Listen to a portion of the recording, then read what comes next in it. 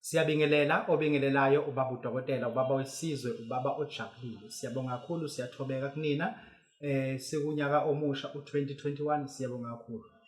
Baba udokotela, sibingelele sikwamukele siphinde sibingelela ababukeli bonke bebaba udokotela TV abakhulayo usuku nosuku. Ku2021 baba udokotela, sifisa ukwazi ukuthi usingabe usaqhubeka nocwaningo lakho lokuveza ukuthi akahle kahle abekho abanye odokotela abakhona ngaphandle kodokotela bamaZulu. Uma ukuthi usaqhubeka sewuhamba ibanga elingakanani? No, siyabonga kakhulu.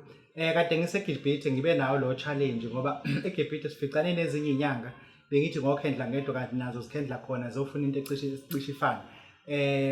Sisene challenge ukuthi ubaba udokotela ngazi ukuthi umuntu o100% umZulu. Ngikhulumile ngenyanga eUmagwazi endiza ngesikhumba ngithi ngiyayizingela and then inukela ngapha ngoCape Town ko Northwest siyayizwa indaba ukuthi indiza khona ngesikhumba iyeza ke na izodisclaim. And then ubaba udokotela kwaba ne challenge eEastern Cape futhi la ekwakhishwa khona inyanga kwakuthiwa uSinama, and then abantu basithakazela kakhulu iclip yakhe neinsert yakhe.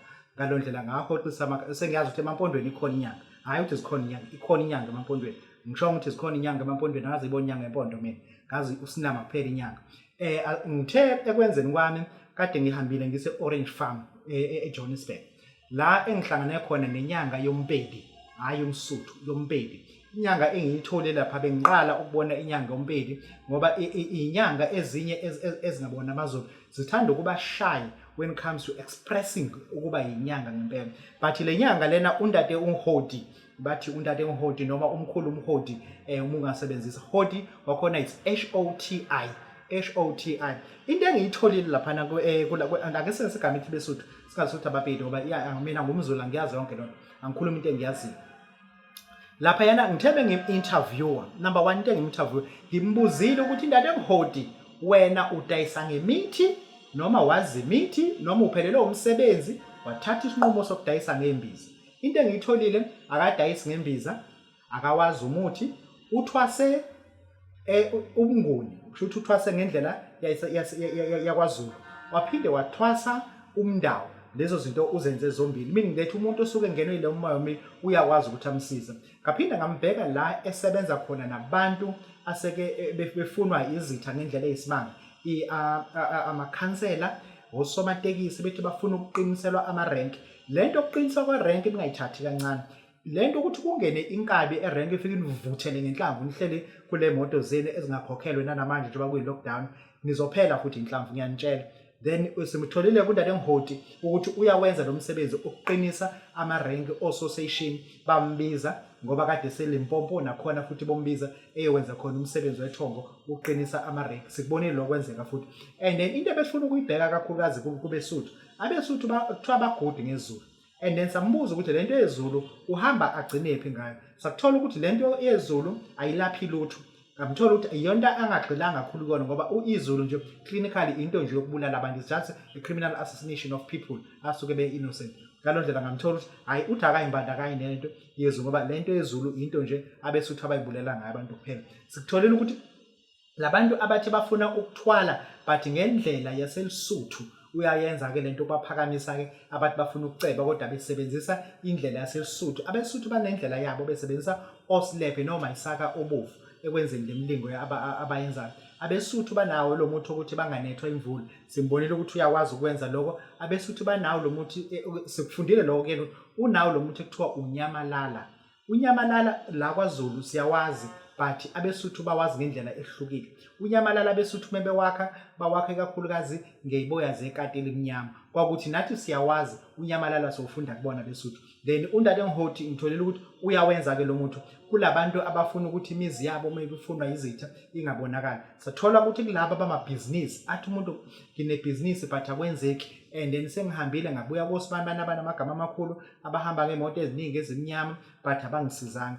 And then siyakuthola ukuthi undade engihodi labo bantu bamabhizinisi uyakwazi ukubenza. Labantu abafuna ukukhuphula ithongo lasemanzini ngoba undade engihodi ngoba sitheme simsefa sathola ukuthi uphethe abantu basemanzini ngoba kade ekhuluma ngezinye izinto ebezithinta kakhulukazi injula. Once wathinta injula sesiyazi ukuthi uhamba nezalukwazi zasemanzini abantu bamanzi lapho. Then ke besibheka ke lezo zinto ukuthi ngempela lento yokuthi kukhona inyanga umsuthu singayimukela inthina njengamaZulu ngoba akekho umuntu oziqhenya noziqhaja njengomZulu, but ekuhlanganeni nale nyanga sifunde into eziningi. Kunesimo la ekutheni uthathe imali, asikhulume nje uthathe imali kumashonisa and umashonisa bakufuna phansi high and low, bafuna ukuthi ukhokhe le mali. Undade Mhoti ngifundile ukuthi unomuthi awusebenzisayo owuthathayo lo muthi uhambele uphumele nawo ngaphandle emgaqweni, uqoqa inhlabathi uyibeke phezulu komgaqo esenta nomgaqo ebusuku ngo12 uma usuthela lo muthi lo, labantu akade bekufunela ukuthi uzokhokha imali amashonisa njengoba imali esitokfela ongayikhokhile bayakhohlwa wena. Mekuthi bayaqhubeka bayeza ke bazoyithola ke phela lento akade beyifuna ngoba lento abayifuna ihamba emgaqweni. Engisho ukuthi ngibone lonto ukuthi ukuvala izikweleti ngibone into yakwenza lo ngoba lonto ukuvala isikweleti ukuthi labantu njoba wena uyimoto yakho befuna ukuyidla kumanje una 3 months ongayikhokhele because umsebenzi awuhambi kahle, and then i-rent yase restaurant yakho uyivalile manje, ama-fridge ngaphathi bafuna ukwa-ascertain ukwa-attach ngoba wakhokhele. Ama-agent enza njalo, isitolo asinaso isikhathi sokwenza imali yasesitolo isuke sivese sikhona ngoba impahla esitolo ikhokhelwa yibhenki semthatha. Ngalo ndlela uMhoti uyakwenza lokuthi labantu abafunayo abelokhu bejaha ngezikweleti uthi ozokhokha uyakwazi ukuyivala lezo zikweleti, abantu bakhohlwe nje leyo nto leyo bacabanga abanye abantu ababafunayo. Then ngeke ngamthinta kwi-infertility deficit syndrome ekutheni bona bengabasuthu, thina singamaZulu siyawazi umuthi esiwusebenzisayo, sisebenzisa umuthi ekuthiwa ulimi lenkomo, othola umuthi okhiwe entabeni ekuthiwa ulimi lenkomo ekutheni abantu bathole abantwana. Sisebenzisa indaba ingehlele mesifuna ukuthi umuntu akhulelwe. Then ngabheka ukuthi bona besuthu benza njani, ngathi no bayawenza nawo umuthi ukuthi abantu bakhulelwe. Then kusho ukuthi kwi-infertility ngibona ukuthi uyakwazi ukuthi akwenze lokho. Emthini yamacala ngamlalela nakhona futhi bayawenza lo muthi wabo amacala. Ngathi ke okay, ngalo ndlela sesingasho ukuthi sesinayo, asisho ukuthi akhona ngkhona inyanga umsuthu, ayikho inyanga umsuthu engeziwe. Mina umuntu engisamthothi uyinyanga, angifuni ukukhuluma ngenyanga esebenza ngebhuku, angifuni ukukhuluma ngenyanga engithi bengibuza amafutha kaTikolosho ukuthi yake wabona yini, ngithola ukuthi inyanga ingene ezintangeni ayiwazi futhi ayikazizwe lonto. Into edala ukuthi ngisho lonto ngoba manje umuntu othi umefela ezinyanga engakhuluma isiZulu ngimbuza ngomchama Tikolosho ukuthi akayazi kwakuyazi lonto. But indaba engihoti ngimtshengisa amafutha kaTikolosho wathi la mafutha anekhwehlela phakathi uTikolosho ngoba amafutha kaTikolosho ahlukana phakathi ngathanda amanzi. Then ngabothi uyinyanga akho imekwazi ukubona lento lena.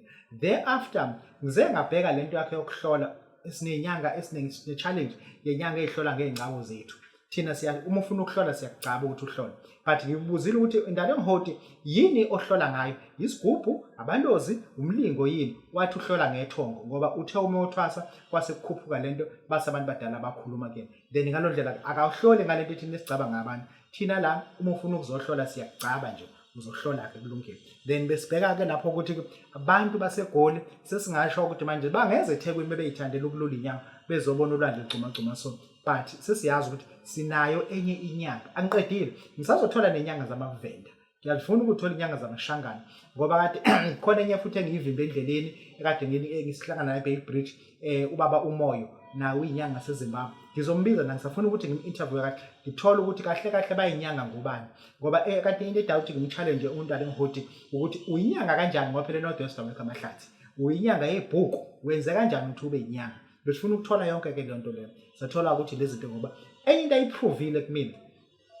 kunezigubhu eziningi ezakhaza ukuthwalisa abantu ezenziwa ngomdlebe, and umdlebe unawo ngoba bekufuze ngimakhele isigubhu somcebo esakhiwa ngomdlebe. Ngathi nakaletha umdlebe wakhe waletha owakhe umdlebe, ngase ngathi mina ngamabobo ngathumela eFaraday eGoli ngathi abangithengela umdlebe, bangithengela le fake yomdlebe obovu, kanti umdlebe awukho bovu, umdlebe uba brown wasagazi uba ngazi ukuthi umaroon awubi bovu. Lonto edayise eFaraday uDodi nje lento angazi baqhubela ngidayisela abantu lento.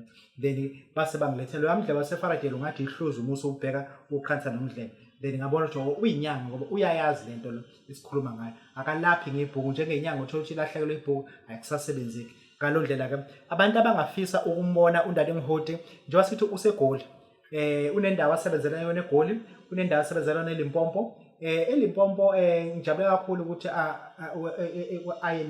aveze ukuthi uyahamba eLimpopo. eLimpopo umuntu afika ngitholela khona ungitholela umuthi ekuthiwa uGhasi, KG ASI uGhasi. uGhasi wenzani na? Angilungise spelling.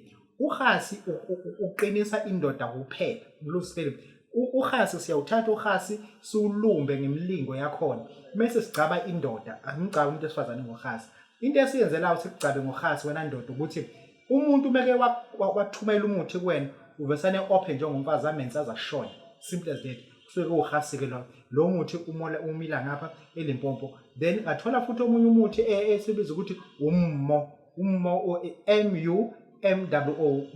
mummo and lo muthi futhi sithola kakhulu ukuthi wena osuke uhamba ubethela imizi yabantu nani umumo futhi sathola ukuthi banawo lapha yana, although nathi sinawo lapha nathi la KwaZulu Natal. Ngeke ngisho ukuthi yini igama lami isiZulu ngoba ngifundisa ngomuthi mina angizeli uzofundisa ngomuthi, then sathola ukuthi banawo umumo bayawazi futhi ukuthi wenzani. Ngalo ndlela ngathola ukuthi le ndoda ke ngakwazi ukuthi ngiyikhuluma indaba ukuthi ngempela inyanga le, then ngafuna ukwazi ukuthi awusho ke njengabeSuthu nenza kanjani uma uzongena emzini womuntu ngiyisoka kunezinje, ngifuna ukuthi ngingene zilale izinja zingangezilutho, ngingene ngaphakathi ngize ngingene ekamereni lentombazane inje ivalile ingalokiza kumina. Then washo ukuthi hayi thina abadokotela sisenza ukuthi mesifuna lokho. Ngambuza ukuthi wenza kanjani uma ufuna ukuthi umuntu umeyolala nomkakho and ayitholethele ngakafiki khona. Washo ukuthi hayi abadokotela senza kanje, ngathi thina senza amasimbi empisi, nina nenzani menifuna ukwakha lelo lumbu. Ngathi no siyinyanga but sihlukana ngokuthaka imithi, okusho ukuthi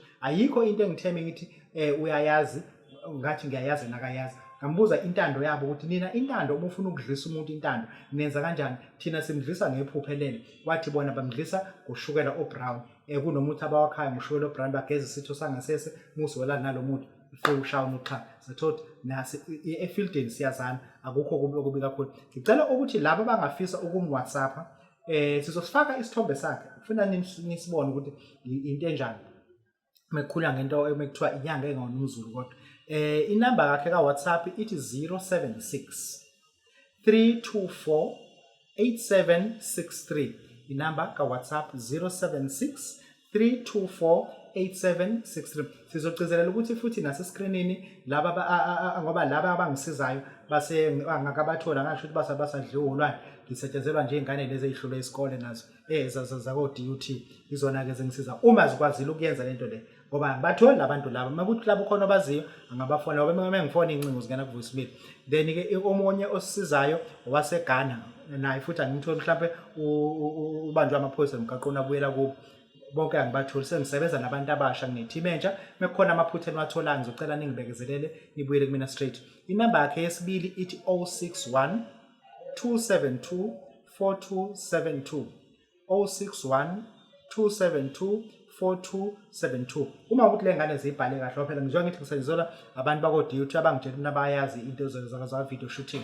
Mebenze iphutha ngicela iphutha libuye lize kumina ngoba labantu engisebenza nabo emva lokusho ukuthi babona lobo 59 bani yabona abancane anginamsebenzi ke nabo vese baningi abantu eThekwini. I-address yabo yakhe ubaba lo ithi Finetown Grasmere or Grasmere in Johannesburg. Finetown Grasmere in Johannesburg. Sizoyiveza futhi lapha escreenini mekuthi le ngane ezingisiza zizoyenza mina ngoba ngiyazi into video shooting ngiyinyanga kuphela, okunye nokunye angifuni ukukhuluma. Kodwa ke uma ukuthi ngihamba ngicela ngibathole abantu abathi bengisiza into zizophinde zibuyele ngendlela right, ngoba amashoot ami ufuna ngabe kade ngiqala ukwenza angikwazi ukuthi ngoba mekuthiwa kuvale mase amashoot angabukhona i-defect bekuthi angibatholi labantu ebengisebenza nabo.